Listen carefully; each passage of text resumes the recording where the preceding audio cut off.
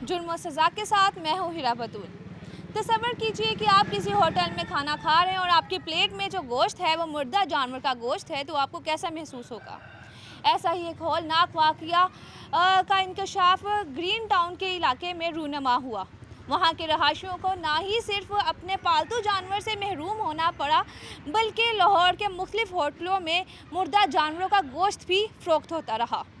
आइए जानते हैं कि ये वाक़या किस तरह से रूनमा हुआ। इस वाक़े की हकीकत को जानने के लिए मेरे साथ मौजूद हैं यहाँ के कुछ मुतासिरीन। इनसे भी जानते हैं कि आपको कैसे मालूम हुआ कि आपके बकरे आए रोज़ मर जाते हैं और इसकी हकीकत क्या है। बिस्मिल्लाहिर्रहमानिर्रहीम। ये इस इलाके में काफ़ी अरसे से ये काम चल रहा था। लोगों के बकरे ना मर जाते थे, हम लोग लाते हैं कुर्बानी के लिए, उनको पालते हैं, रखते हैं और ये मर जाते हैं। हम कुछ लोग कहते थे ये एक बीमार हो गया, कुछ को सर्दी लग गई। हम कहते थे ये सर्दी नहीं लग सकती, इतने जानवर मर रहे हैं, 30-40 मर गए हैं और चलो एक मर जाए, दो मर जाए, ऐसा नहीं होता। ये एक दफ़ा ऐसा भी हुआ, लोगों ने कहा कि PHA वाले जहर देते हैं कि आप इनके पार्कों में ये जानवर बांधते हो। हमने कहा ये ऐसा नहीं होता। हमने PHA वालों से रब्ता किया, उन्होंने कहा नहीं जी हम ये गुनाह वाला काम नहीं करते। हम भी ये सोचते थे कि ये जो मुसलमान है ऐसा काम नहीं कर सकता। ये काफ़ी अच्छे से काम चलता रहा। ये मेरे पास मेरे इस तरह भी 2 बकरे थे, उस बंदे के भी वो ज़िबा हो गए, मर गए। फिर काफ़ी जानवर जो मर चुके। ये 6 तारीख की बात है। मैंने अपने जानवर को बाहर बांधा और थोड़ी देर 10 मिनट के बाद एक जानवर नीचे गिर गया। हम फटाफट आए, उसको देखा, उसकी हालत बड़ी तशवीशनाक थी। हमने उसको ज़िबा किया, ज़िबा करके हमने ज़रा पीछे किया, कसाई को बुलाया। थोड़ी देर बाद दूसरा भी गिर गया, हमने उसको भी ज़िबा किया। ज़िबा करने के बाद हम ये सोच रहे थे क्या हुआ। इसके बाद वो आगे गए, आगे एक और को डाला, उसके बाद वो भी गिर गया। एक बंदा 5D2 में रहता है, पम्मा पानो वाला, उसके ना 9 बकरे आज तक पहले ज़िबा हो चुके हैं। उसने ना उन्होंने कैमरे लगाए थे, इसकी तस्वीरें पहले ही इनके पास मौजूद थी। जब ये आदमी गया, इन्होंने जाके पटास डाली उसको, इन्होंने फौरी तौर पे कैमरा। वो आदमी कौन था? वो पम्मा पानो वाला था 5D2 में। नहीं, जो आपको यानी कि जो रोज़ आता था जानवरों को वो मारने के लिए, तो वो आदमी कौन था? क्या खाकरूब था ये? हाँ जी, उसने एक गाड़ी बनाई थी खाकरूबों वाली, लेकिन है नहीं था। उसके अंदर जब जानवर मर जाता था उसको ले जाता था, उठा के उस ऊपर कूड़ा रख के जाके चुंगी अमर सद्दू में वो कसाई हैं उनको सेल कर देता था। वो उनसे 1000 रुपया लेता था। तो आपको कैसे पता चला कि ये होटलों में जाके इन जानवरों को फ़रोख्त करते हैं? ये जब पोमा पाना वाले ने उसको पकड़ा ना, गिरफ्तार किया और उनके बकरों को डाला तो उनको मारा हमने रात 2 बजे तक। वो उनने खुद एतराफ़ किया इस बात का कि मैं ऐसे करता हूँ, कसाई या चुंगी अमर सद्दू, उनसे मैं 1000 रुपया लेता हूँ और वो ये ज़िबा करके मुख्तलिफ इलाकों में। कितने अरसे से इस तरह के वाक़यात रूनुमा हो रहे थे? ये कोई 3-4 साल पुरानी काम चल रहा था, थोड़ा थोड़ा, कभी किसी इलाके में, कभी किसी इलाके में। इन लोगों पे पहले भी पर्चा हुआ है इसी बात का, मॉडल टाउन की तरफ शायद। ये पहले भी ऐसा ही काम करते हैं। अच्छा, आप बताएं कि आपका भी कोई बकरा जो है वो अचानक गायब हो गया या मर गया? अस्सलाम वालेकुम जी। मेरे तकरीबन 8 से 9 बकरे जो है ना इन्होंने मारे थे। जो इन बंदों को पकड़ा था वो मैंने ही पकड़ा था। आपने कैसे पकड़ा था? मैंने इनको ऐसे पकड़ा, आज से कोई 6 माह पहले इन्होंने मेरी 4 बकरियां मारी हैं इकट्ठी। हमने शुबा हुआ कि एकदम ये अचानक से 1 मरती है, 2 मरती हैं, 3 मरती हैं, एकदम इनको क्या हो गया है। ऐसे एकदम तो नहीं सारी बीमार हो सकती। हमारी गली में CCTV कैमरे लगे हुए थे। हमने जब कैमरों की मदद से ना उसको देखा है इसके अंदर कि आखिर वजह क्या है, इसमें क्या हो रहा है इनको। कैमरों में ये खाकरूब जो बन के ना ये बंदा आता था ना, आकाश नामी, ये हमने उसमें देख रहे हैं कि ये आता है, आकर आटे का पेड़ा बकरियों के आगे फेंक देता है। जब बकरी खाती है 15-20 मिनट बाद वो बकरी मर जाती थी। फिर हमने इसकी वीडियो वगैरह जहाँ से ये आता है, जहाँ से जब आपको मालूम हुआ तो आपने सबसे पहले क्या किया? पुलिस को इन्फॉर्म किया? उस टाइम तो हमने पुलिस को फ़ोन किया, लेकिन पुलिस ने कहा ये इसकी जो मर गई है ना बकरी, उसकी लाश लेके आए, उसकी बिना पे हम पर्चा कराएंगे। फिर हमने लाश तो नहीं हम लेके गए, वो तो ज़िबा हो गई या फेंक दी हम लोगों ने। हमने फिर उसके ऊपर चोरी का उन्होंने हमारा पर्चा कर लिया था। आज से कुछ 6 माह पहले की बात है। वो चोरी का पर्चा पहले भी मेरा इनके पास पेंडिंग पड़ा हुआ है, उसमें नाम मालूम मैंने लिखे हुए हैं। तो बाद में जब हमने इसको रंगे हाथों जब दोबारा पकड़ा ना, जब इसने ये 6 तारीख को दोबारा वकूआ किया, फिर हमने उसी तरह जैसे ये हमारे जानवर मर गए, कई लोगों ने तो छुरियाँ फेर रही हैं, जिनको पता लग गया, जिनके मर गए उन्होंने फेंक दिए। हमें तो मालूम था कि ये बंदा ऐसे कर रहा है। 4-5 साल से हमारे साथ ये वकूए हो रहे थे। मेरे तो 4-5 साल अगर आप कहते हैं कि वाकई को हो गए हैं, जी। तो 4-5 साल में कभी किसी ने नहीं देखा उसको जहर डालते हुए? मैडम देखा तो नहीं है, इसीलिए किसी को मालूम ही नहीं हुआ। जब हमें क्या वो रात को आता था या सुबह ये आता था? तकरीबन मगरब से थोड़ी देर पहले, मगरब से थोड़ी देर पहले आता था, जानवरों को खिलाता था। मगरब अंधेरा होने तक वो जानवर डेड हो जाता था। जब मर जाता था तो हम बाहर कहीं गंदगी पे या कूड़े वाली जगह पे हम फेंकते थे, वहाँ ये लोग रैकी लगाता था बंदा। वहाँ आता था रात को, जब हम फेंक के आते थे वहाँ से ये उठाता था जो इसने बनाया हुआ था अपना कूड़ेदान वगैरह, उसी के अंदर तोड़ों में डालता था ताकि किसी को शक ना हो। उसकी तलाशी भी किसी ने नहीं लेनी कि इसमें कूड़ा जा रहा है या क्या जा रहा तकरीबन है। कितने अफराद यहाँ पे मुतासरीन हैं जिनके ऐसे ही बकरे रोज़ मर जाते हैं? तकरीबन इसमें उस दिन के वकूए में तकरीबन 8 से 10 अफराद हैं जिनके वकूआ हुआ है। ये 15 बकरे उस दिन ये माने हैं कि हमने आज 15 बकरों को जहर दिया है। तकरीबन 8 तो हमारे इस ग्रीन टाउन के इलाके के बंदे थे जिनकी 8 FIR भी दर्ज हो तो चुकी है। पुलिस को जब मालूम हुआ कि ये आपकी सारा ये माजरे का, तो पुलिस ने उनको अरेस्ट कर लिया या अभी अरेस्ट नहीं पुलिस किया? ने अरेस्ट कर लिया। जब हमने इसको पकड़ा, इसकी धुलाई की है, पहले हमने इसको पूछा वगैरह कि हाँ भाई कि ये क्या करता है, ये क्या माजरा है। उसने फिर बताया कि मेरे साथ मेरे और साथी हैं, कसाब हैं जो। अच्छा, आप बताएं कि तकरीबन कितने यहाँ पे उनके साथी हैं कि वो अकेला है क्या? वो जब इनको जहर देने आता था अकेला आता था, जो इनके पीछे साथी थे वो नहीं आते थे। ये वो जो कसाब थे वो इनको ये तैयार करके देते थे आटे वाला मवाद, जिसमें वो जहरीला मवाद डालते थे। जहरीले मवाद में है क्या था? उसमें ये गैस पटास होती है, जैसे गैस वेल्डिंग करते हैं ना, वो वाली पटास होती है इसके। वो इसके आटे के अंदर फोल्ड, आटे का पेड़ा बना के उसके अंदर ये रख देते थे। ऊपर से उसे फोल्ड करके आप बकरी के आगे डाल दें, बकरी फौरी आटा खा जाती थी। खाने के बाद तकरीबन 15-20 मिनट बाद वो बकरी की डेथ हो जाती थी। ज़्यादातर लोग समझते थे शायद अटैक हो गया, बकरी को मर गई है, वो उठा के बाहर फेंक देते थे, ये लोग उठा के ले जाते थे। लेकिन हमारे साथ जब हुआ है ना, ये पिछली दफ़ा कुछ 4 इकट्ठे हमारे जानवर गिरे हैं, तब हमें हुआ, हमें आटे वो खुरली है ना जो इसमें हम चारा डालते हैं बकरियों को, उसमें हमें आटे का वो पेड़ा मिल जाता है। जब हम वो पेड़ा उठाते हैं उसमें देखते हैं यार ये तो बहुत जहरीला मवाद है इसमें अंदर, आखिर ये कौन बंदा है। फिर हम वो CCTV कैमरे वगैरह देखते हैं। जब कैमरों में ये बंदा हमें नज़र आता है, फिर हमने कोई 8-10 और कैमरों में इसकी पूरी निशानदेही करते हैं। इसकी निशानदेही के बाद हमें पता होता है कि यही बंदा है, ये रूप है, ये स्टाइल है इसका। जब ये दोबारा 6 तारीख का वकूआ है, जब इसने दोबारा इस इलाके में ये कार्रवाई की है, तब हमने इसको, जब हमारे 2 जानवर मरे हैं उस दिन, ये खालिद ये साहब के 6 जनवरी की बात? ये 6 जनवरी का वाक़या है। उसके बाद जब हमने वो जानवरों को ना बाहर, जहाँ हम फेंकते थे, जहाँ ये उठा के लेके जाता था, वहाँ हमने वो जानवर फेंके हैं और हमने वहाँ की रैकी लगाई है कि अब ये रात को दोबारा लेने के लिए, उठाने के लिए ज़रूर आएगा। अच्छा, आप ये बताएं कि जो मुर्दा गोश्त था वो कहाँ खाया जाता था? ये मुर्दा गोश्त ये इलाके चुंगी अमर सद्दू के ये लोग रहायशी थे, जनरल हॉस्पिटल की बैक साइड पे। जो राशिद नामी किसाब था ना, वो चुंगी का रहायशी था। ये यहाँ से ये लाशें उठाकर चुंगी अमर सद्दू लेके जाता था। वहाँ DHA में इनकी दुकानें थी, डिफेंस, DHA, मॉडल टाउन, पोश इलाके जितने भी हैं, जितने भी पोश इलाकों में ना, वहाँ पे जाके इनका गोश्त फ़रोख्त करते थे, होटलों में सप्लाई करते थे। जितने भी पोश इलाके हैं, ऐसी जगह पर जाकर ये गोश्त फ़रोख्त होता था।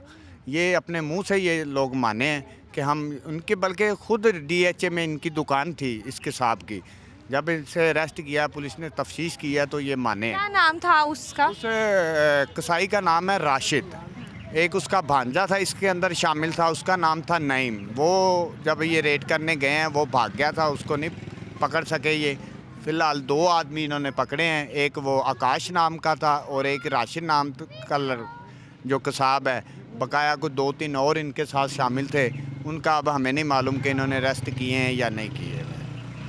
जी, आपने इन मुतासरीन की बात सुनी। इनका कहना है कि एक खाकरूप की शक्ल में रात को खाकरूप आता था, जो कि इनके जो पालतू जानवर थे उसको खाने में ये पोटास मिला देते थे, जिसकी वजह से चंद ही घंटों में जो इनके पालतू जानवर हैं वो मर जाते थे।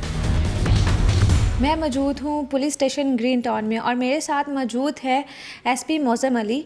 इनसे जानते हैं जी SP साहब, ये बताएं कि जो गिरफ़्तार किए गए हैं, जिन्होंने जानवरों को हलाक किया और बाद में पोश इलाकों में फ़रोख्त किया, इसके लिए क्या सज़ा है कानून के तहत? मैडम, अभी किसी को जानवर को मार देना, जहर दे के, वो एक जुर्म है।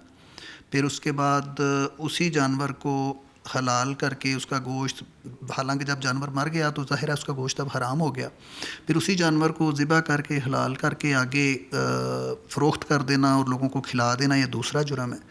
तो ये जो है काफ़ी संगीन जराइम है दोनों ही। पहले तो किसी का जानवर मार देना जो किसी का पालतू जानवर हो, और उसके बाद फिर उसको आगे लोगों में बांट देना, खिला देना लोगों को इसका हलाल के तौर पे। तो जिस बंदे ने पहला एक्ट किया कि किसी का जानवर मार दिया, मार के जहर दे के उसको मार दिया, वो भी पकड़ा हुआ है, और जिसने आगे ये इसका गोश्त जो है वो पीसेस करके अपनी दुकान पे रख के गोश्त इसका बेचा, वो ही पकड़ा हुआ है। तो ये दोनों इंशाल्लाह इसमें भरपूर इनको सज़ा मिलेगी। और हमने खुद से ट्रेस करके जहाँ जहाँ से इन्होंने बताया कि हमने फ़लाँ जगह से जानवर इस तरह से करके वो हमने पहले उनको मारा और फिर आगे ले जाके दुकान पे फ़रोख्त किया, खुद लोगों के घरों तक गए, खुद से केसेस रजिस्टर करवाए, और केसेस रजिस्टर करवा के अभी हमने इनको अरेस्ट किया, इनका रिमांड लिया, और फर्दर से इंटेरोगेशन हम कर रहे हैं। अच्छा एसपी साहब, ये आपका इंकशाफ है कि आपने इसको मज़ीद वेरीफाई कर लिया है कि यही मुजरिम है? ये वेरीफाई तो हो गया कि यही मुजरम है। इसके अलावा इनके साथ कोई और है बंदा शामिल के नहीं है, वो भी हम कर रहे हैं, अभी अंडर प्रोसेस है, अंडर इन्वेस्टिगेशन है ये वाला मैटर भी। और आपके मुताबिक कितने इसमें इन्वॉल्व हैं मुजरिम? अभी तक तो ये दो की टीम ही लग रही है। ये एक जो है वो पहले ये जो जानवरों के रिमेन्स हैं वो मुख्तलिफ़ जगहों पे ख़रीदता था, कलेक्ट करता था कसाइयों के फट्टों से। फिर इसको ये आइडिया आया कि जी ये ज़्यादा आसान काम है, किसी पे जगह पे जानवर इसने देखा को घूमता फिरता, तो उसको इसने वो जहर दे के मारा। फिर उसके बाद वो घर वालों ने उसको फेंक दिया बाहर कि जी जानवर मर गया। उसको वहाँ से फेंके हुए को उठा के ला के इसने ये दूसरा जो पट्टे वाला है उसके पास ला के उसको फ़रोख्त कर दिया। तो उससे इसको काफ़ी सारी ज़ाहिर पैसे मिल गए, ज़्यादा पैसे मिल गए जितने ये रूटीन में कमा रहा था, तो इसने फिर इसको अपना पेशा बना लिया, हैबिट बना लिया। अच्छा एसपी साहब, ये बताएं कि ये कितनी देर से ये मुजरिम इस तरह के काम कर रहे हैं? यानी कि सिर्फ ये ग्रीन टाउन में इस तरह के वाक़ियात सामने आ रहे हैं या किसी और इलाकों में भी इस तरह के वाक़ियात सामने आ रहे हैं? अब ये जो इनकी अपनी जो इंटेरोगेशन है मुल्ज़मान की, उसमें इन्होंने डिस्क्लोज़ किया कि पिछले 6 महीने से तकरीबन ये कर रहे थे। तो 6 महीने से ज़्यादा भी टाइम हो सकता है, क्योंकि 6 महीने तो उसने खुद से बता दिया एक मुल्ज़म ने। और लोग जो हैं जिनसे अभी इंटरेक्शन में जो आ रहे हैं, जो बता रहे हैं हमें जानवरों के मुतल्लक, वो कोई साल पुरानी बात भी कर रहे हैं, लोग कुछ साल से ज़्यादा अरसे की बात भी कर रहे हैं। फिर ये जो एरिया है जहाँ हम बैठे हुए हैं, ये अभी केसेस हम देख रहे हैं ग्रीन टाउन इसके गिरदोनवा के। तो एक मुल्ज़म जो इसमें है वो जनरल अस्पताल वाली साइड की पे रहने वाला है, वहाँ की उसकी रहाइश है। तो मुमकिन है उस तरफ भी कोई इस तरह का मामला हो। तो ये अभी सारी चीज़ें हम देख रहे हैं। अच्छा एसपी साहब, ये बताइएगा कि ये पोश इलाकों में फ़रोख्त करते थे, तो इस हवाले से आपने फूड अथॉरिटी से भी कुछ बताया है कि आप वो चेक करें कि कोई ऐसे ही मुर्दा जानवर हो सकता है कि वो कोई और भी जानवर फ़रोख्त करते हों जो कि मुर्दा हों? तो इस हवाले से आपने उनको कुछ इन्फॉर्म किया है, और फूड अथॉरिटी ने इस पर क्या एक्शन लिया? अभी तक जो फूड अथॉरिटी है उनका तो एक्शन कोई हमें नहीं पता चल सका कि उन्होंने इस पर कोई एक्शन लिया कि नहीं लिया। उनके साथ अभी हमने रब्ता किया, उनको इन्फॉर्म किया कि इस तरह की चीज़ हमारे इलाके में चल रही है, आप भी इसको ज़रा देख लें। तो फर्दर वो फिर इसको कोई एक्शन लेंगे। अभी तक वो कोई उनका एक्शन उनकी तरफ से कोई नहीं सामने आया। अच्छा एसपी साहब, ये बताएं कि सिर्फ ये इसमें जो पालतू जानवर बकरे और बकरियां थे, कि इसके अलावा भी आपने जब मुजरिमों को पकड़ा तो उन्होंने क्या कहा है कि कोई और भी, यानी कि डॉग्स वगैरह भी क्या वो ऐसे मार देते हैं उनको जहर देकर? ये बड़ा इंटरेस्टिंग क्वेश्चन है। मैं ख़ुद भी ये जानना चाह रहा हूँ। अभी मुल्ज़म हमारे पास कस्टडी में है, थोड़ी देर पहले मैंने उनका इंटरव्यू किया है। तो ये बड़ा ज़रूरी पॉइंट है इसको क्लियर करना भी। वैसे तो सोशल मीडिया पे मैंने देखा किसी ने ये भी चला दिया हुआ था कि ये कुत्ते भी खिलाते रहे हैं लोगों को और दीगर जानवर भी मारते रहे हैं। लेकिन अभी तक की जो इन्वेस्टिगेशन है उसमें जो बकरों वाली बात है, जो हलाल जानवर हैं उनकी वाली बात है, अभी वो दूसरे जानवरों का नहीं आया। लेकिन ये फ़ाइनल नहीं है, अभी हम इसको फर्दर प्रूव कर रहे हैं। एसपी साहब, ये बताइएगा कि जो वहाँ के रहायशी हैं उन्होंने कहा है कि उनके तकरीबन इतना ज़्यादा नुकसान हो चुका है, किसी के 9 बकरे गायब हो गए और इस तरह मर गए, तो इस हवाले से उनको कोई गवर्नमेंट की तरफ से उनको पे कुछ पे किया जाएगा कि नहीं अभी? हम कोशिश कर रहे हैं कि जो मुल्ज़म है ना, इनसे कोई रिकवरी करवाएं। जो इन्होंने पैसे इनको मिले हैं बेच के, आगे गोश्त ज़ाहिर करके ये बेचते रहे हैं और हम हराम कमाते रहे हैं, तो कोशिश कर रहे हैं इनसे मैक्सिमम रिकवरी हो जाए। उसके बाद फिर फर्दर चीज़ें गवर्नमेंट लेवल की जो हैं उनके मतलब तो मैं भी कुछ भी कहना कबल वक्त होगा, बाकी चीज़ें फिर वो आगे रिपोर्ट कर देंगे हम सारी कंसर्न डिपार्टमेंट्स को। अच्छा एसपी साहब, ये बताएं कि आपने बताया कि 2 मुल्ज़िमान गिरफ़्तार आपने किए हैं, तो क्या आपको लगता है कि ये सारा काम सिर्फ 2 ही लोग कर सकते हैं? क्योंकि हो सकता है कि इनका कोई ग्रुप भी हो, क्योंकि सिर्फ ये नहीं कि ग्रीन टाउन में दूसरे भी इलाकों में इस तरह वो करते हों। तो आपने इस बारे में कोई तफ्तीश की है कि इससे मालूम हो कि ये क्या सिर्फ 2 हैं या प्रॉपर इनका एक ग्रुप है जो कि ऐसे ही काम करता है? जी, अभी तक तो ये 2 ही हैं, अभी तक की तफ्तीश में तो ये 2 ही हैं। तो फर्दर जिस तरह मैंने पहले बताया, फर्दर प्रोब भी जारी है, फर्दर इन्वेस्टिगेशन भी जारी है। लेटर स्टेज पे हो सकता है कोई तीसरा चौथा बंदा भी हो, लेकिन आज तक की इन्वेस्टिगेशन में 2 ही हैं। और कितने मुकदमा दर्ज हो चुके हैं उनको? अभी तक इनके खिलाफ 7 केसेस रजिस्टर हो चुके हैं और फर्दर जो है जो आगे आते जाएंगे डिस्क्लोज होता जाएगा कि किसी और जगह पे से भी कोई इन्होंने जानवर उठाया है, तो वो भी इंशाल्लाह दर्ज होगा इनके खिलाफ। अच्छा, कानून के मुताबिक जो ऐसे जानवरों को मार देने की क्या सज़ा होती है, और इस तरह से जो पेट्स को मार के ऐसे जो हलाल भी जानवर नहीं है उनको अगर खिला दिया जाए, होटलों में फ़रोख्त किया जाए, तो इसकी क्या सज़ा होती है? ये जो है 429 सेक्शन इस पे अप्लाई होता है। इसके तहत इंशाल्लाह इनको 7 साल की सज़ा मिलेगी, और जो दूसरी सेक्शन हैं साथ में हराम खिलाने वाली और बाकी सारी वाली भी, उनमें भी अच्छी खासी सज़ा इनको दिलवाएंगे इंशाल्लाह। अच्छा, जो पोश इलाके हैं वहाँ पे तो अक्सर होता है कि जो मटन होता है या बीफ होता है उसमें ये करते हैं कि स्टैंप लगाई जाती है उस पर। तो जो पोश इलाकों में किसी होटल्स में जब जाते हैं तो वहाँ पे अगर स्टैंप नहीं है तो फिर वो कैसे वो आगे खिला सकते हैं, होटलों में फ़रोख्त कर सकते हैं? इस पर फूड अथॉरिटी को क्या कुछ नॉलेज नहीं है उनकी? ये इम्पॉर्टेंट क्वेश्चन है, लेकिन ये है कि ये जो जितने हमारे फट्टे हैं, जो फट्टों पे गोश्त बिक रहा होता है, वो बहुत सारे बच भी जाते होंगे फूड अथॉरिटी की नज़रों से। जिस तरह का ये फट्टा है या कोई और फट्टा है, वो तो जो स्टैंप वाली आप बात कर रही हैं, वो गोश्त जब जहाँ पे मज़बा खाना में ज़बा होगा वहाँ पे वो अथॉरिटी उसके ऊपर मोहर लगाएगी, स्टैंप करेगी, फिर वो बाकी शहर के अंदर वो डिस्ट्रीब्यूट होगा। वो तो वो वाला चैनल है। तो ये जो इस तरह से उठा के बाहर से कहीं कर लेते हैं, तो जाहिर है वो किसी वक्त ये स्किप भी हो जाते हैं, रह भी जाते हैं। अस्सलाम वालेकुम नाज़रीन, प्रोग्राम जुर्म सज़ा के साथ मैं हूं आपका मेज़बान चकवाल से मोहम्मद अली अवान। मैं इस वक्त मौजूद हूं, ये चकवाल तलागंग का थाना सदर है। यहाँ पर आज से चंद दिन कबल एक सोशल मीडिया पर वीडियो वायरल होती है। तलागंग थाना सदर की हदूद में एक गाँव वाक़या है, इस थाने से 15 किलोमीटर के फासले पर झाटला। वहाँ पर उस वीडियो के अंदर देखा जाता है कि एक ख़ातून है, उसके साथ उसके छोटे बच्चे हैं और उसके खामद को चंद लोगों ने ज़बरदस्ती घर में बांध रखा है और उन पर तशद्दुद भी कर रहे हैं। और वीडियो वायरल होने के बाद DPO चकवाल ने उस वाक़े का नोटिस लिया और मुल्ज़िमान को गिरफ़्तार भी किया गया और उनके ख़िलाफ़ मुकदमा भी दर्ज हुआ। ये असल मामला जो इस फैमिली से मेरी बातचीत हुई है, वो सिर्फ़ और सिर्फ एक मरले का सगे बहन भाइयों के दरमियान ज़मीन का तनाज़ा है। महज एक मरला ज़मीन के तनाज़े के एवज़ सगे भाई ने अपनी बहन को उसके खामद और बच्चों के हमरा मुबैना तौर पर जो इन्होंने इल्ज़ाम आयद किया FIR के अंदर कि इनको उन्होंने ना सिर्फ हब्से बेजा में रखा, बल्कि इनके कम से मासूम बच्चे जो इस वीडियो में हमारे साथ दिखाई भी दे रहे हैं इस फ्रेम के अंदर, उनको भी इसमें उन्होंने हब्से बेजा में रखते हुए बंद किया और बदतरीन तशद्दुद का निशाना बनाया। इस फैमिली से इनकी दाद रसी के लिए इन्होंने पुलिस के साथ रब्ता किया। पुलिस इनके साथ मुकम्मल तावन भी कर रही है। अब तक पुलिस की जानिब से इस केस की क्या तफ्तीश की गई है, इसके ऊपर हम बात करेंगे DPO चकवाल से और इस मुतासरा फैमिली की दास्तान हम इनसे सुनेंगे। तो हमारे साथ मौजूद हैं, नाइला आपका नाम है। अच्छा, ये बताइएगा कि ये आपका मामला है क्या, और ये आपके भाई के साथ आपका ये ज़मीन का तनाज़ा, जो एक मरला ज़मीन आपने मुझे बताई कि ये एक मरला ज़मीन का तनाज़ा शुरू कब से हुआ? जी, एक मरला ज़मीन का तनाज़ा भाई शुरू हुआ है, तकरीबन हमारा झगड़ा पहले से चल रहा था, साल हो गया अंदाज़ा। साल के दौरान इन्होंने मुझे 3 दफ़ा मारा है। मैं इस थाना सदर में आई हूँ, तो इन्होंने हमारी सुलह करवाई। सुलह करवाने के बाद भी वो उस भाई ने मुझ पे तशद्दुद किया। जो इस सगा भाई है आपका? जी, सगा भाई है।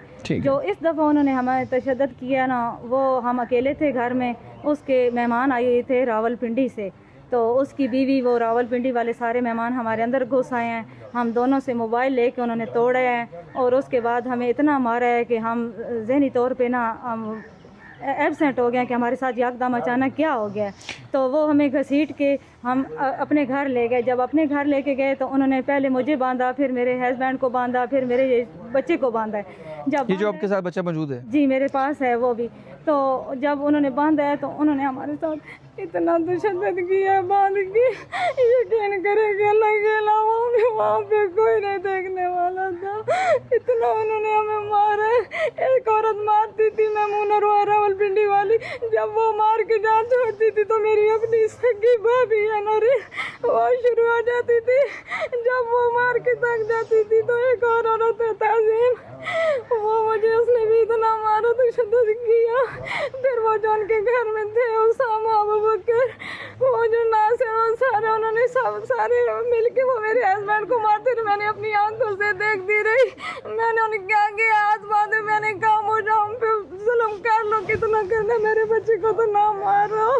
अच्छा, वो आपके साथ साथ आपके बच्चे को भी मारते रहे? मेरे बच्चे को भी उन्होंने काफी मारा है, लोहे की करंटियों के साथ में उन्होंने मुझे मारा है, मेरा हाथ भी तोड़ दी है, मेरे बाल खींच खींच के उन्होंने हमारे साथ इतना तशद्दुद किया है कि अल्लाह के सिवा में देखने। तो आपके ख़ानदान में आपके और कोई बहन भाई नहीं है या कोई अजीज़ व अकारब जिन्होंने इस मसले को हल करने के लिए आपके दरमियान कोई तस्वीया कराने की कोशिश की हो? जी हैं, वो भी हैं हमारे साथ हैं, वो भी इंशाल्लाह वो भी हमारे हक में ही गवाही देंगे।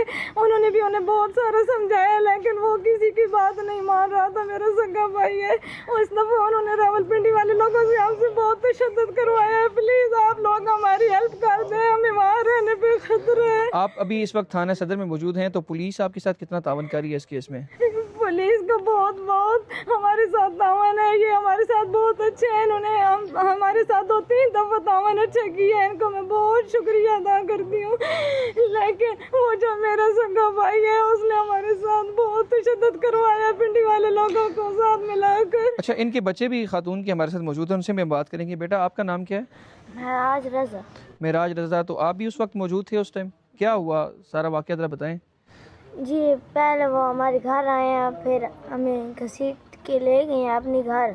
तो आपको भी उन्होंने मारा है? जी मोटे रस्से से बांध कर हमें मारा है और जब बात करते थे और मैमूना हमें हमारे मुंह के ऊपर मार जाती थी थप्पड़ और तज़ीम हमें झाड़ू मारती थी। नाज़रीन, आपने इन बच्चों की और उस खातून की बात सुनी जिस पर उसके अपने सगे भाई ने महज एक मरला ज़मीन के पीछे उसको उसके खामद के हमरा बच्चों के हमरा अपने उस घर में उनको हब्से बेजा में रखा, रस्सियों से बांधा और तशद्दुद का निशाना बनाया। इस खातून के खामद भी मेरे हमरा मौजूद हैं, फ़हीम इनका नाम है, जिनकी मुद्दत में थाना सदर पुलिस ने वीडियो वायरल होने के बाद मुकदमा भी दर्ज किया है। अच्छा फ़हीम, ये क्या मामला है, थोड़ा सा बताइएगा हमें। सर मामला यही है कि अल्लाह ताला उनको हिदायत दे। जुल्म उन्होंने बहुत किया हमारे ऊपर। जुल्म की और बात है, बच्चों के ऊपर किया। तो हमारा वज़ीर आला पंजाब मरीम नवाज़ साहिबा से गुजारिश है कि जो इनके साथ ये नहीं है कि इनको छोड़ा जाए, बल्कि इनको एक सबक के तौर पे ऐसी सज़ा दी जाए कि जो दूसरा माशरा है या पंजाब है उसमें कोई ऐसा बंदा वो दोबारा इस तरह की गलती न करे। बिल्कुल, आपने इस मुतासरा ख़ानदान की बात सुनी। मेरे साथ मकामी सहाफ़ी नदर चौधरी भी मौजूद हैं जिन्होंने इस वाक़े को रिपोर्ट किया। और नदर साहब, क्या समझते हैं कि इस वाक़े के असल हक़ाइक़ क्या हैं? जी, जिस तरीके से ये जो वीडियो वायरल हुई थी कि एक मरला ज़मीन का तनाज़ा था और बहन भाई के आपस में था, कोई ख़ानदान का बंदा भी इसको हल करा सकता था, लेकिन बस बदकिस्मती देखें कि ये हमारे इलाके में इससे पहले भी मरला ज़मीन पर कत्ल व गारत हो चुकी है। तो बहरहाल पुलिस ने बड़ी मुस्तैदी दिखाई, भाई ने अपनी सगी बहन को और उसके बच्चों को और जिस तरीके से मारा पीटा है और रस्सियों से बांध कर मारा पीटा है, ये इंतहाई अफसोसनाक है। लेकिन यहाँ मैं पुलिस को खराज तहसीन पेश करता हूँ कि उन्होंने बड़ी मुस्तैदी के साथ और फिलफौर एक्शन लिया जैसे ही वीडियो वायरल हुई, और मुल्ज़मान के ख़िलाफ़ न सिर्फ मुकदमा दर्ज हुआ बल्कि उनकी गिरफ्तारियाँ भी हुई हैं।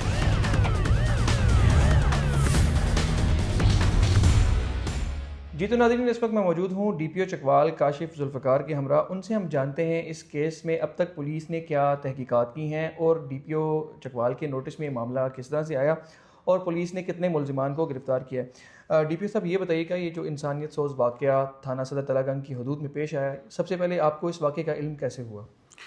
बिस्मिल्लाहिर्रहमानिर्रहीम।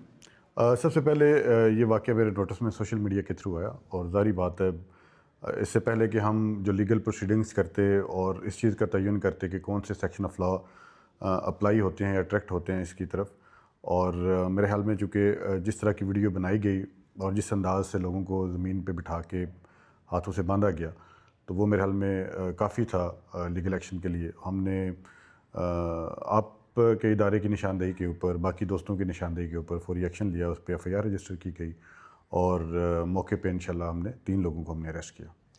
अब तक इस केस में क्या तफ्तीश हो चुकी है और असल हक़ाइक़ क्या हैं, ये वाक़या पेश क्यों आया? देखें, जो तफ्तीश हुई है, जो असल हक़ाइक़ हैं, वो बेसिकली ये 2 बहन भाइयों के दरमियान मामला है, और चूँकि वो एक विसिनिटी में रहते हैं और हमेशा से मेहमानों की, इस दिन भी इनके घर पे मेहमान आए हुए थे, और एक बहन ने छत पे चढ़ के गाली गलौज शुरू कर दी। तो इनका अभी हमने रिकॉर्ड जो चेक किया, तो ऑलमोस्ट हर हफ्ते इनकी 15 की कॉल्स दोनों साइड से चलती रही। तो ये बड़ा अफसोसनाक वाक़या है, ज़ाहिर बात है इनको फिर नीचे बिठा के किया गया, और चूँकि है ये फैमिली मैटर और 2 बहन भाइयों के दरमियान ज़मीन का मामला है, पहले भी रिपोर्ट्स इसके ऊपर होती रही, मगर हम कोशिश करेंगे इंशाल्लाह कि इसको लीगली जो है वो अपने मंतकी अंजाम तक पहुँचाएँ। अच्छा DPO साहब, लोगों को इस तरफ ये इतना रुझान बढ़ता कैसे जा रहा है, वायलेंस? एक तो आप तशद्दुद भी करते हैं, तशद्दुद के बाद फिर वीडियोस बनाना, फिर वीडियोस को वायरल कर देना, ये हमारा मुआशरा जा किस तरफ है? देखें, ये आपने बड़ी अच्छी तरफ जो है वो निशानदेही की, इस डिटीरियरेशन की जो भी हम फेस कर रहे हैं माशरे के अंदर। मेरे ख्याल में कि इसकी मुख्तलिफ़ वजूहात हो सकती हैं। अब चूँकि ये 2 बहन भाइयों का, सगे बहन भाइयों का आपस का मामला है, तो आप देखेंगे जो बाकी जगहों पे जहाँ पे सोसाइटी इवाल्व हो रही है, अर्बनाइजेशन बढ़ रही है, और वहाँ पे हमसायों के झगड़े, लेन देन के झगड़े और बाकी चीज़ें, और मैं समझता हूँ ये एक निशानदेही करती है उस ग्रेव एक इशू की तरफ के जहाँ पे इंसान अपने मकसद के लिए, अपनी अना की तस्कीन के लिए किसी भी हद तक जा सकता है। तो मेरे ख्याल में इसकी हर सतह पे मज़म्मत ज़रूरी है, और सोसाइटी पे मेरे ख्याल में इसकी अवेयरनेस बड़ी ज़रूरी है, और हम इस तरह के अगर लीगल एक्शंस करते रहेंगे तो शायद लोगों में इसका डर और खौफ पैदा हो जाए। सर, आखिर में जियो न्यूज़ के इस प्रोग्राम के तवज्जुह से लोगों को क्या पैगाम देना चाहेंगे जो कानून को अपने हाथ में लेते हैं और इतनी डटाई के साथ वीडियोस बना के उनको सोशल मीडिया पे वायरल कर देते हैं? देखें, पुलिस का जो बुनियादी फ़र्ज़ है, जो बुनियादी काम है, वो लोगों के आनर और डिग्निटी की हिफाजत है, और कोई भी ऐसा शख्स जो कि किसी के आनर को, डिग्निटी को वायलेट करता है, तो पुलिस उसको एज़ पर लॉ इस मुल्क के कानून के मुताबिक, आइन के मुताबिक अमल दरामद करती है। तो मैं समझता हूँ आपका चैनल के तवज्जुह से, आप के इस प्रोग्राम के तवज्जुह से मैं ज़िला भर के अवाम को और लोगों को ये पैगाम देना चाहूँगा कि आप किसी अपने बहन भाई के, किसी हमसाए के, किसी अपने फेलो सिटीज़न के आनर और डिग्निटी का ख्याल रखें। मेरे ख्याल में कानून नाफिज करने वाले इदारे मौजूद हैं। अगर आपकी किसी किस्म की हक तलफी हुई है, आपके आनर को क्वेश्चन किया गया है, डिग्निटी को क्वेश्चन किया गया है, तो आप जो करीबी पुलिस स्टेशन है वहाँ पर चली जाए। खुली कचहरी है, हम बड़ा तवसत के साथ मुनक़द करते हैं। मेरा ऑफिस 24/7 अवेलेबल होता है, तो यहाँ पे हम इंशाल्लाह आपकी दादरसी करेंगे। बहुत शुक्रिया। जी बिल्कुल नाज़रीन, आपने DPO चकवाल की बात सुनी। उनका यही कहना था कि इस केस में पुलिस मेरिट पर तफ्तीश भी कर रही है, और उन्होंने आवाम को ये पैगाम भी दिया है कि कोई भी कानून से बालातर नहीं है। आवाम को भी चाहिए वो कानून का एहतराम करें, इदारे इसके लिए मौजूद हैं। थरपारकर के इलाके मिट्टी के गांव पोसरको से एक नौजवान अपने बीमार वालिद को, जो कि जिगर के आर्जे में मुब्तला थे, उनको इलाज के लिए गम्स हॉस्पिटल गम्बट के लिए जा रहे थे कि कंडियारो टूल प्लाजा के करीब जो है वो उनके गाड़ी पर डाकुओं ने हमला किया। उस वक्त एक वालिद को ये इल्म नहीं था कि जो वो अपने जिगर के इलाज के लिए अपने नौजवान बेटे के हमरा जा रहे हैं, तो इन बेरहम डाकुओं के हाथ कुछ ही देर में उनका जो जिगर का टुकड़ा है वो उनके जो है वो आगोश में होगा, और जो अब्दी नींद जिसको सुलाया जाएगा। ये इंतहाई एक इंसानियत सोच और शर्मनाक वाक़या है, जिसने इंसानिया की जो दावाएं हैं अमन अमान कायम करने की, उस पर भी कई सवालात उठा दिए हैं। तो आज के इस प्रोग्राम में हम बात करेंगे इस वाक़े के जो मुख्तलिफ पहलू उन पर कि क्या अब इंतज़ामिया ने, क्या कानून नाफिज करने वाले इदारों ने यहाँ के लोगों को और ऐसे बेबस लोग जो इलाज के लिए कई घंटे सफ़र करते हैं जिनको इन बेरहम डाकुओं के हवाले किया हुआ है। मैं इस वक्त मौजूद हूँ मिट्टी तहसील का जो गांव है पोसर को, वहाँ पर, और नौजवान जो शहीद नौजवान है राशिद अली, उनके हम वालिद से बात करेंगे कि ये वाक़या असल क्या था और ये वाक़या कैसे पेश आया।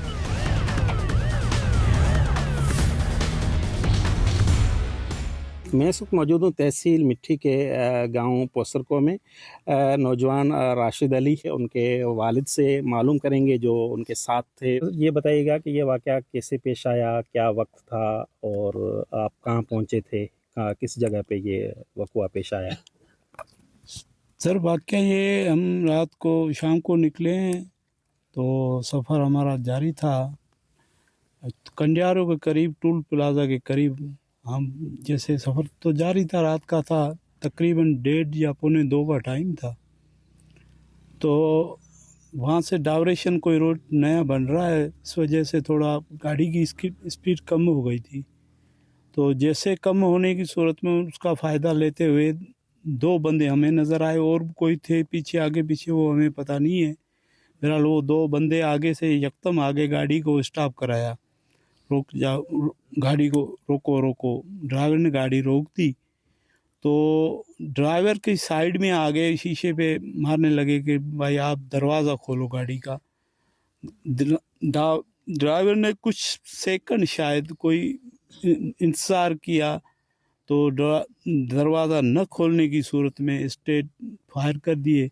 पीछे से मेरा लड़का बैठा था, मेरा बेटा जो मुझे साथ लेके जा रहा था गंबट में, इसका लीवर का प्रॉब्लम है। तो अच्छा, आप आगे बैठे हुए थे? फ्रंट मैं सीट आगे पे? बैठा हुआ था, मैं आगे बैठा हुआ था, बेटा मेरा पीछे बैठा हुआ। अच्छा, तो ये प्रॉपर जगह कौन सी है जहाँ ये वाक़या पेश आया उसको?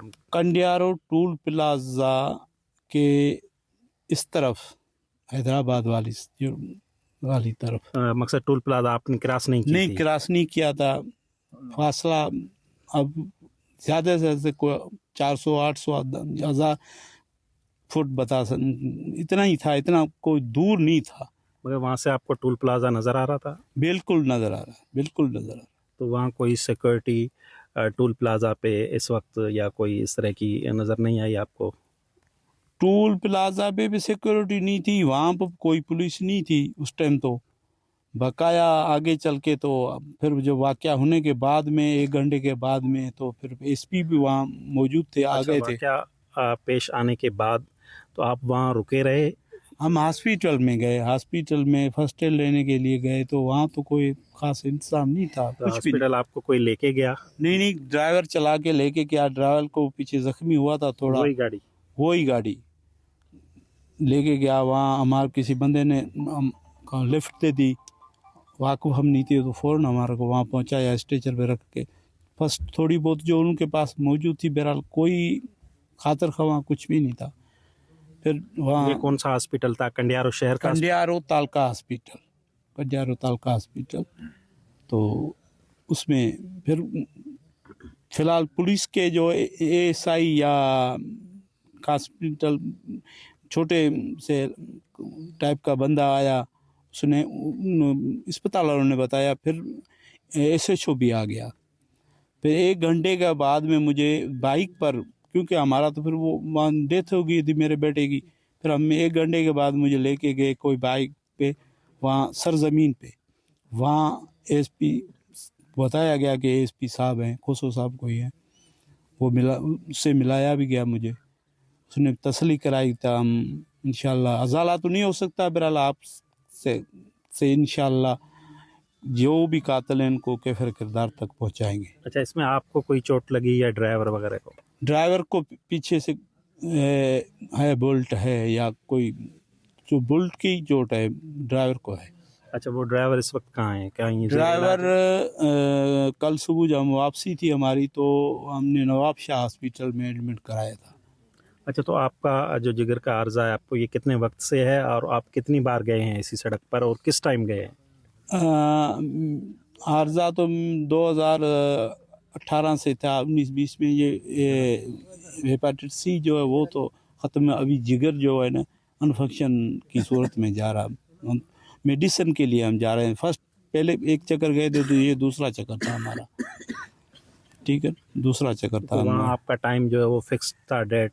हाँ, डेट पहुंचने का बताया गया हमें कि मंगल के दिन जो है ना जो जिगर के लीवर के जो डॉक्टर होते हैं ओपीडी में बैठते हैं, वहाँ इतनी रश होती है तो फर्स्ट में जाके सुबह 6-7 बजे जाके लाइन में जो है ना नंबर लेना पड़ता है। इस वजह से हमारे को रात को चलना पड़ा। सफ़र दूर था, हमारा गांव से लेके 400 किलोमीटर दूर है, तो इस वजह से हम, और इस टाइम जो मौसम है वो भी रात को रोड पे जो है ना ट्रैफिक जाम और भी कई मसाले होते हैं। इस वजह से हम 2-4 घंटे प्लस में गए थे कि हम वहाँ सुकून से अच्छा, इस रास्ते में आपको कहीं कहीं कानवाई वगैरह वो नज़र नहीं आई जहाँ गाड़ियों को रोक कर एक साथ सिक्योरिटी में भेजा जाता है, जहाँ से आप चल रहे थे? कुछ भी नज़र नहीं आया, कुछ भी नज़र नहीं आया। तो अब आप क्या चाहते हैं, क्या कानूनी कार्रवाई चाहते हैं, आपका क्या मुतालबा है गवर्नमेंट से? हमारा गवर्नमेंट से यही मुतालबा है कि हमारे से इंसाफ किया जाए। मेरा बच्चा जो अभी उसने कुछ देखा भी नहीं था, तो इंसाफ किया जाए। जो भी इसके कातिल हैं वो कैफिर किरदार तक पहुंचाया जाए, उनको पहुंचाया जाए। आपके कितने बेटे हैं? मेरे 2 ही बेटे हैं। अच्छा, इसके 2 बेटे थे। मेरे बेटे की 2020 में शादी हुई थी, 2 औलाद है, एक बेटी है, एक बेटा है। बेटा ये 7 बेटा। मज़ीद बात करेंगे यहाँ के गांव मकीनों से और एक समाजी वर्कर से भी कि थरपारकर एक दूर दराज इलाका है जहाँ से लोग इतना फासला तय करके जो इलाज के लिए जाते हैं, तो मज़ीद क्या उनकी तजावीज़ और मुतालबात हैं? मैं तो यह कहता हूँ कि रईस शहीद राशिद के नाम पे एक ऐसा इंस्टीट्यूट यहाँ भी बनना चाहिए ताकि हमारे इलाके के जो लोग हैं 400 किलोमीटर तक जो जाते हैं, क्यों ना गंबड़ जैसा एक इदारा यहाँ थरपारकर में कायम किया जाए ताकि थरपारकर है, बदीन है, उमरकोट है और लोअर सिंध के जो सारे मरीज़ हैं वहाँ बदअमनी है या हमारे इलाके में अमन है। तो हम चाहते हैं कि गंबड़ जैसा एक अच्छा इदारा हमारे मिट्टी के शहर के अंदर ही जो ना होना चाहिए ताकि गरीब आदमी सेफ्टी से अपना जिगर खोने के बजाय वो जिगर का इलाज करा सके। चूँकि ये वाक़या ज़िला नौशहर फ़रोज़ के इलाके कंडियारों के टूल प्लाज़ा के करीब पेश आया है, जो कि थरपारकर से 400 किलोमीटर के फ़ासले पर जाए वक़ुआ वाक़े है। इसी हवाले से हमारी बात हुई है ज़िला नौशहर फ़रोज़ के एसएसपी रोहिल खोसो से।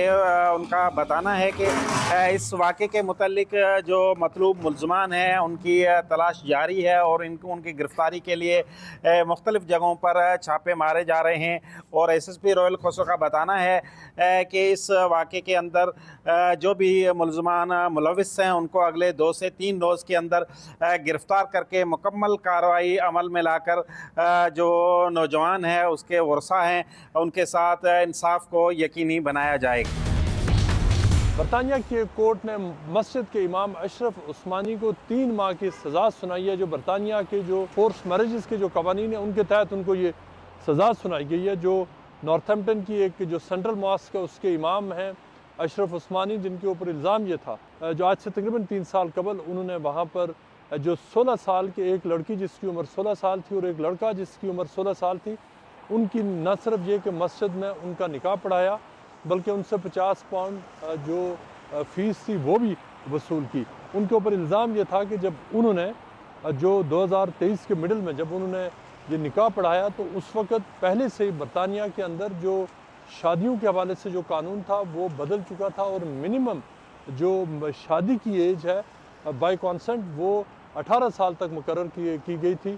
और जो उस वक़्त जो उन्होंने निकाह पढ़ाया उस वक़्त जो प्रोसिक्यूशन का केस ये था कि मस्जिद इमाम को पता था कि लड़का, उन्होंने चूँकि उनकी डेट ऑफ बर्थ चेक की, उनके जो बर्थ सर्टिफिकेट्स चेक किए, उनके नाम चेक किए, लिहाजा उनके सामने ये क्लियर एविडेंस मौजूद था कि वो दोनों जो लड़की और लड़का जिनकी शादी हो रही थी वो चूँकि छुपा कर अपनी फैमिली से कर रहे थे शादी, मस्जिद इमाम के पास आए और उन्होंने अपने डॉक्यूमेंट्स तो सही पेश किए, लेकिन इमाम ने ये जानते बूझते हुए कि उनकी उम्र 16 साल है, उनकी शादी, उनका निकाह पढ़ा दिया मस्जिद में, जिसके बाद जो उनके लिए जो बाद में उनको इस हवाले से प्रोसिक्यूट किया गया। जो मस्जिद के इमाम थे उन्होंने अपने डिफेंस में ये कहा कि उनको ये नहीं पता था कि जो 2023 में जब उन्होंने निकाह पढ़ाया उससे तकरीबन 1 साल कबल या 9 मंथ्स पहले उससे जो बरतानिया में जो शादी की जो मिनिमम जो एज है उसके हवाले से कानून बदल चुका है। और ये कि जो उनकी गफलत थी और ये कि उन्होंने किसी किस्म की साजिश नहीं की, उन्होंने पैसे बनाने की कोशिश नहीं की, बल्कि उनकी इस हवाले से गफलत या उनकी लाइल्मी कहा जा सकता है, जिसको जो जज थे उन्होंने एक्सेप्ट किया कि वो ये समझते हैं कि उन्होंने गफलत का मुजाहरा किया। लेकिन जज ने ये भी कहा कि किसी के लिए बरतानिया में ये कहना कि उसे कानून का नहीं पता था डिफेंस नहीं है, बल्कि कानून का जानना कोई भी शख्स है उसके लिए ज़रूरी है कि जो कॉमन लॉज हैं वो मुख्तलिफ जो जिन चीज़ों के कॉन्सिक्वेंसेस हो सकते हैं उनके हवाले से बरतानिया के कवानीन क्या कहते हैं वो उनको पूछना चाहिए था, उनको लीगल एडवाइस लेना चाहिए था। मस्जिद के इमाम होते हुए एक बहुत ही रिस्पॉन्सिबल पोजीशन में होते हुए उनको बरतानिया के कानून का पता होना चाहिए था। इस तरह उन्होंने जज ने उनको 3 महीने की सज़ा सुनाई है और ये 3 महीने की जो सज़ा है उसके ये इस बुनियाद पर सुनाई गई है कि उनको ये लीनियंट सज़ा दी गई है, उनके ऊपर नरमी भी बरती गई है। और अगर तो ये उसमें अगर वो जानबूझकर और अगर कोर्ट को ये इस्टेब्लिश हो जाता है कि उन्होंने जानते बूझते हुए जो शादी कराई है तो शायद उनकी सज़ा इससे भी ज़्यादा हो सकती थी।